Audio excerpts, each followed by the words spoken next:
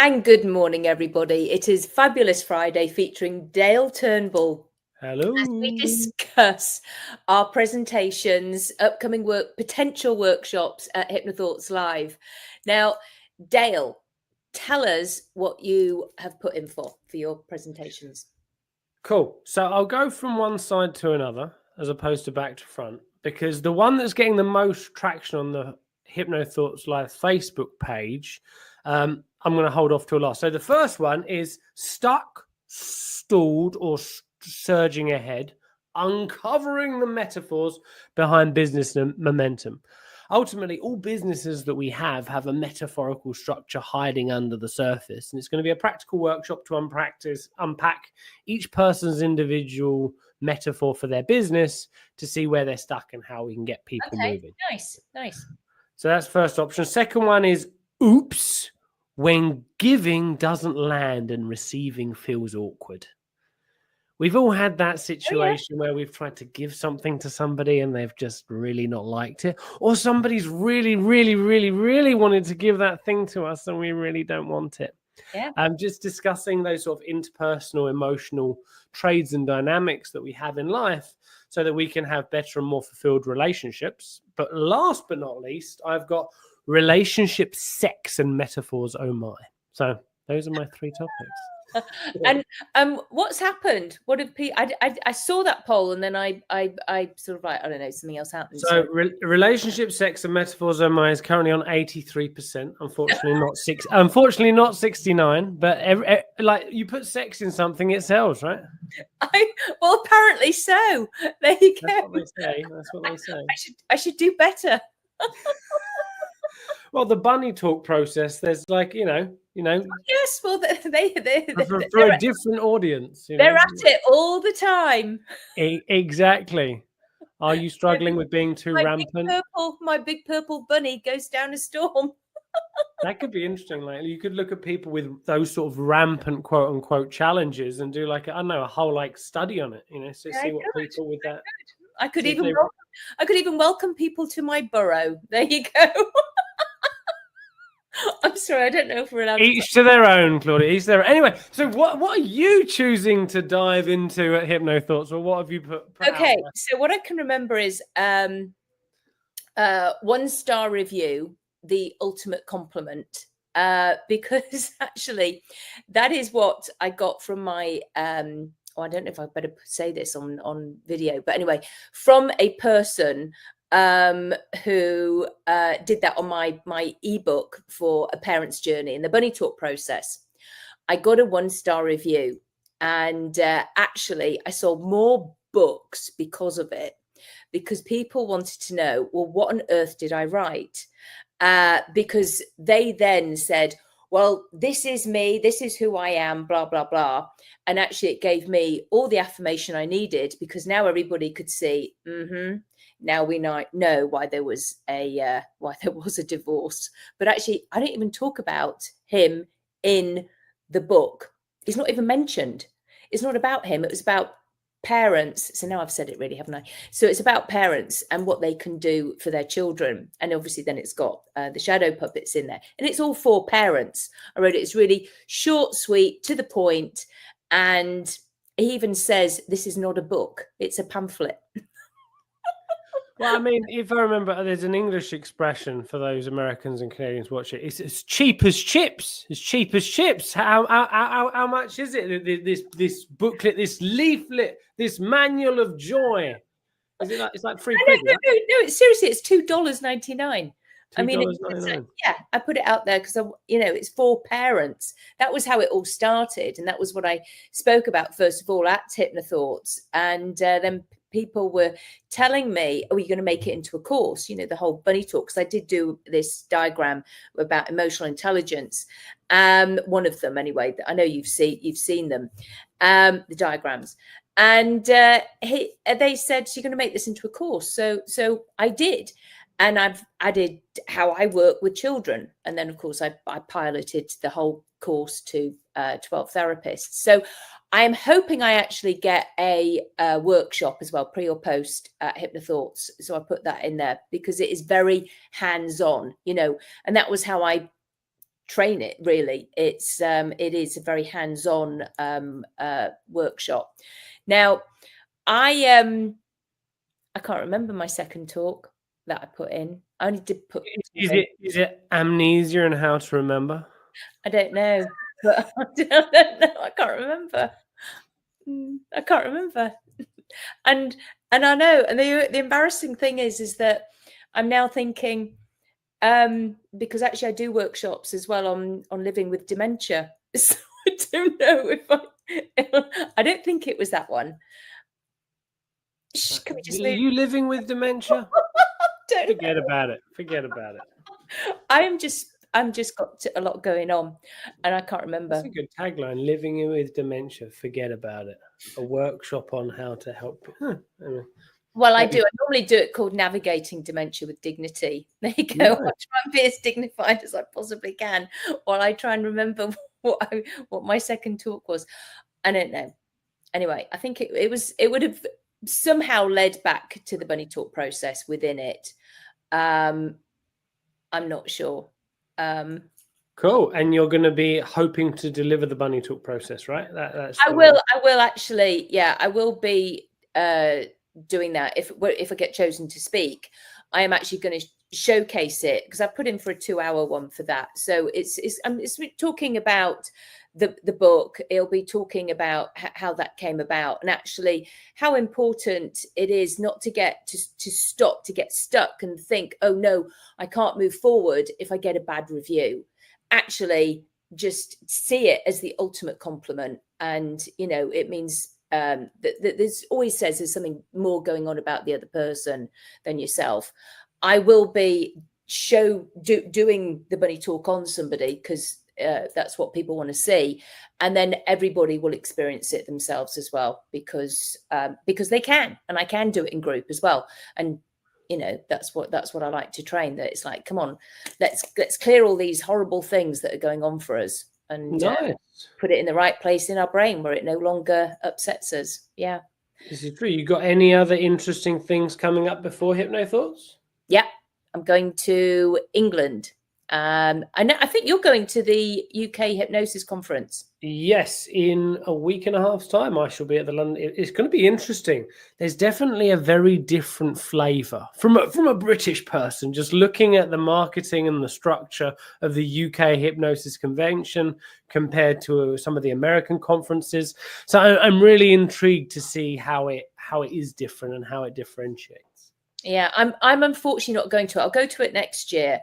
And I'm actually going to England. And Bob Burns, we're doing a one-day workshop together of the bunny talk process, and because I'll be doing all the real practical bits of that, and Bob is adding his swan into it. Have you thought about? I'm just thinking marketing, like, because you just do shadow puppets. You have the bunny on one side, the swan on the other. Yeah, that's right. And it's so I mean it's pretty cool actually. And most people, and what's funny, Dale, is that most people always thought that the bunny talk process was actually the swan. They just thought it was another idiomotor thing, and it's just not. It's completely different. So that's why they can come together and sort of like support each other through play with children. So it's going to be it will be a very interactive and no doubt fun workshop. Yeah. So exciting times. When's that happening? 3rd of January, Southampton. Just near. Are you in England over the Christmas period, or are you like flying straight after? No, I'm going over. I'm actually flying Christmas Day to get to England in time for a friend's wedding on the 27th of December. Who gets married between Christmas and New Year? Yeah, my friend. So I'm over there. So I'll be with other friends for New Year, and I will be and then I'll be staying. So you get to rave it up. Do like an English New Year. I know. Probably. Well, I don't mean that in America, because I'm sure a lot of Americans do it really well. A lot of people in America, they go to bed really early. Well, they do in North Carolina. I mean, relaxed in North Carolina. It's pretty chill place to be. Yeah, it is. It's like, but I do know. I was talking to somebody who's coming over to London. They've just decided to come over for their hypnosis convention, and they were talking about how shall I dress up, what shall I wear, and I'm like, we're a lot less conservative in the UK compared to the States, especially when it comes to like our generation when we used to go out and have a good time. I think things have changed a lot since, but who knows? Who knows? It'll be a whole new world. I know. I tell you, the Irish one, and I'm going to miss that this year as well, because I'm going to Copenhagen in March, and then I'm training trainers at the Bunny Talk in Spain in March. Now, have you been to the Irish Hypnosis conference? Oh, I have not yet. Okay, so I'm going to miss it this year, but I'll probably go the following year, because that was like really good fun. Really good fun. It was excellent. And I really enjoyed it. And I've just seen you at the Chicago one. Good fun. I thought that was excellent. I really enjoyed it. You know, it was. I mean, the whole thing is always when our family of hypnotists, we all get together. It's just so jolly. You know, I don't know. There's just something about it. It's just so good to hug people and I think the energy wherever there is amongst our group of people is just huge, and everybody's got a smile on their face. Well, it's understandable. I think I read a statistic the other day that 1 in every 3 hypnotists is a hippie. So needless to say, there's a disproportionate amount of woo-woo that is like concentrated within a specific location. So 100% makes sense.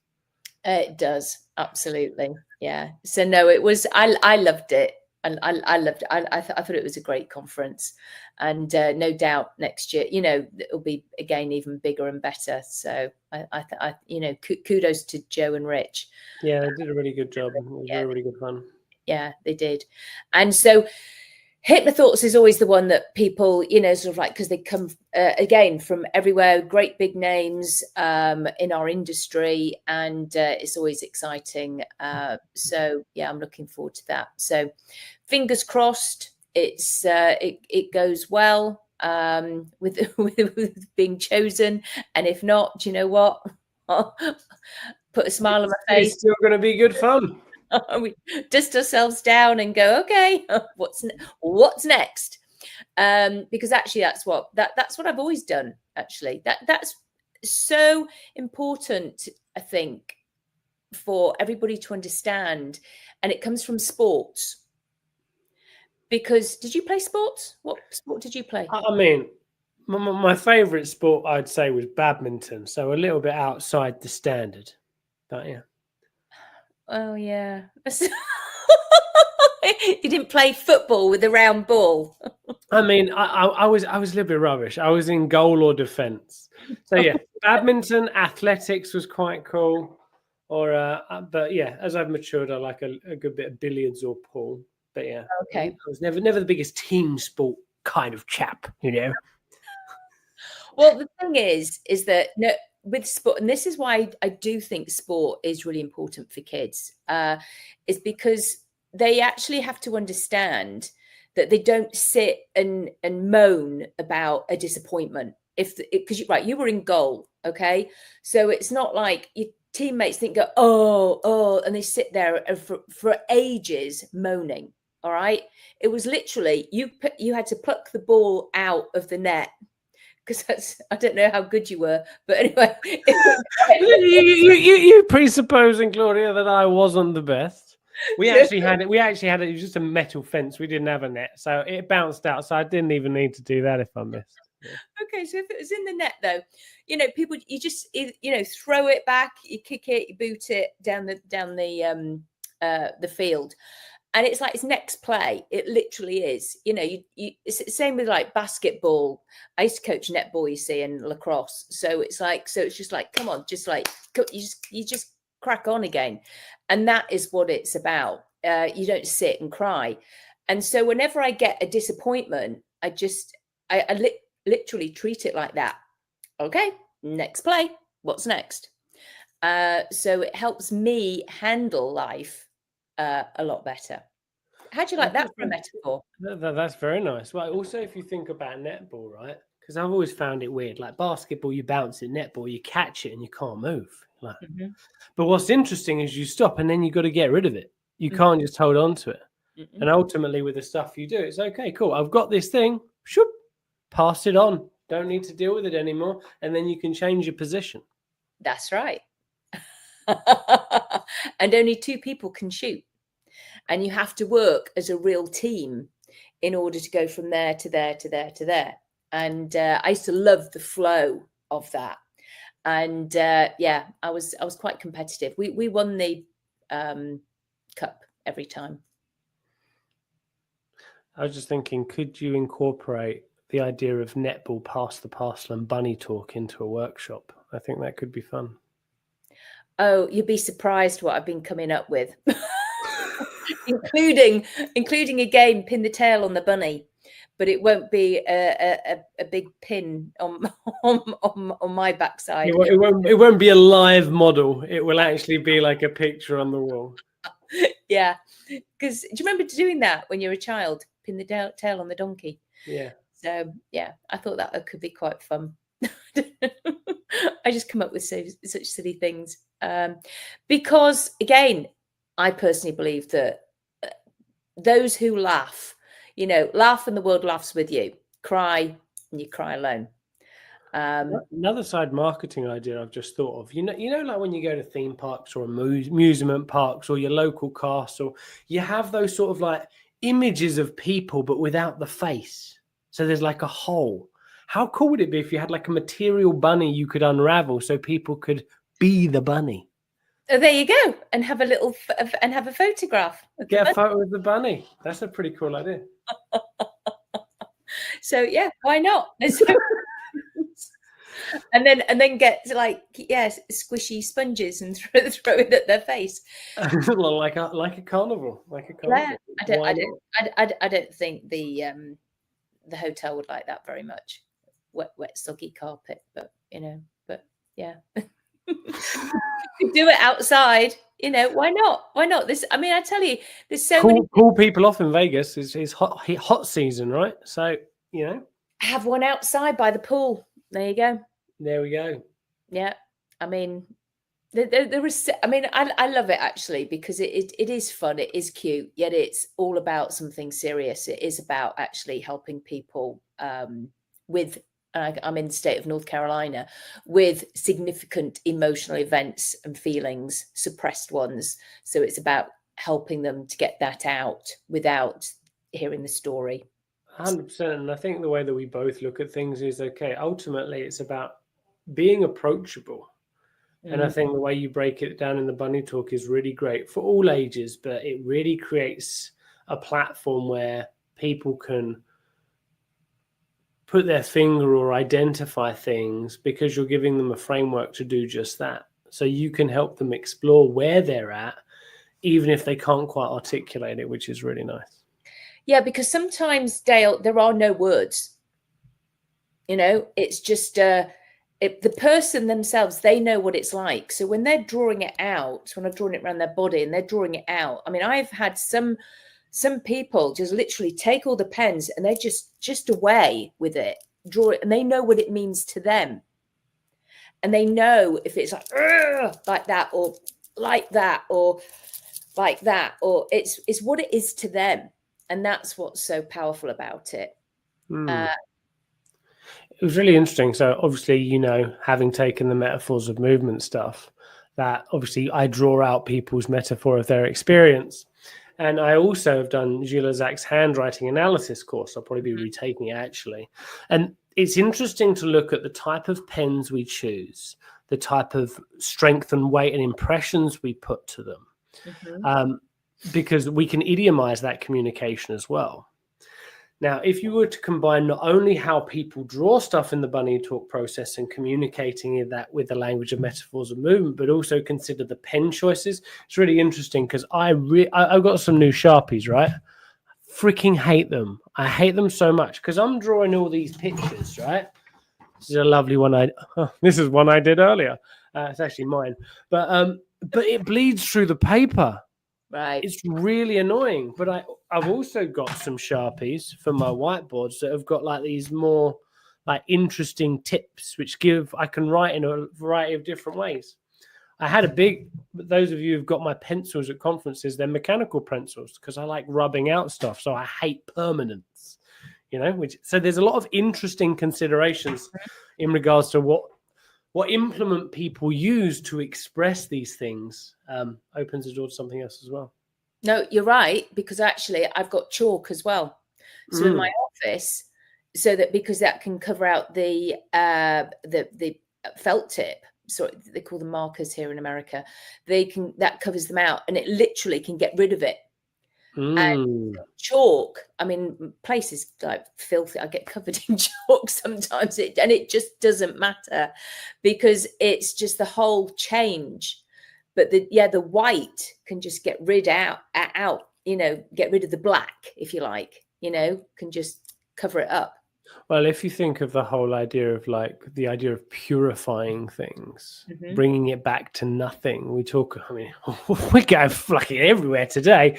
If we go like esoteric, like we've got like new moon, we've got full moon, like the letting go and the creation. So ultimately, by blanking things out, we're ultimately creating like a new moon where there's a place for something new to be created. So yeah, there's a whole host of layers. You see, we're not just giggles and fun. There's some deep knowledge in it. We do come out with some profound things, and it's true. And then, of course, we're checking with the animals. I mean, it's it ties in brilliantly because you're right. I did really enjoy doing your metaphors of movement training, because it's like, well, what does that mean to you, and what's that, and where is it now? And it's like, and I do that with my client, and each time I do it, it's something different, because as you know, when you took my training, it was like for some person, it became sort of like more parts. Everything is just different for every client. So it's and I love it because it's continual learning. I don't think I could do any other job. I really don't, because I would get so bored. Our job, what we do, what we get to do, Dale, is so fascinating, because every client is like a jigsaw puzzle, and it's like putting those pieces back together, and sometimes there's some pieces missing, so we have to actually be creative. And but the wonderful thing is, we don't tell them what to do. They create their own piece for themselves. And I think that is just beautiful, what we get to do. There's a really cool linguistic ambiguity in that. Like, they get to create a piece of the jigsaw puzzle, but peace, war, conflict. Nice. There you go. You see, I'm going to do a YouTube video on puzzle metaphors now. You've stimulated the old noggin. It's not so old that the middle-aged. I'm middle-aged now. Not no, you're not. Don't say that, because you're way younger than me. You're like 20 years younger than me. Like, go away. Stop saying you're middle-aged. You're slightly older than I'm middle-aged. There you go. That's fine. So, I'm over the hill. I don't care. There's a whole thing as well. I just do think it's really important to bring in so much humor in what we do. And there's the whole wonderful thing. I love Karen Hand when she does this. I do this a lot with my clients, is that because I think one of our people's biggest fears, Dale, is what people will think of them. They have a fear of being judged. And actually, the more people that judge me, the naughtier I get. And the louder I become. Sounds like a hypnotic suggestion. And so this is what I say to my clients, if they're of the similar ilk as me, like they feel, but I don't feel judged, or I don't give it permission to upset me, because I just think, well, let them be grumpy, let them be upset and moody and whatever. So this is what we say. This is from Karen Hand. So put your hands like that. Make a little O. Now, and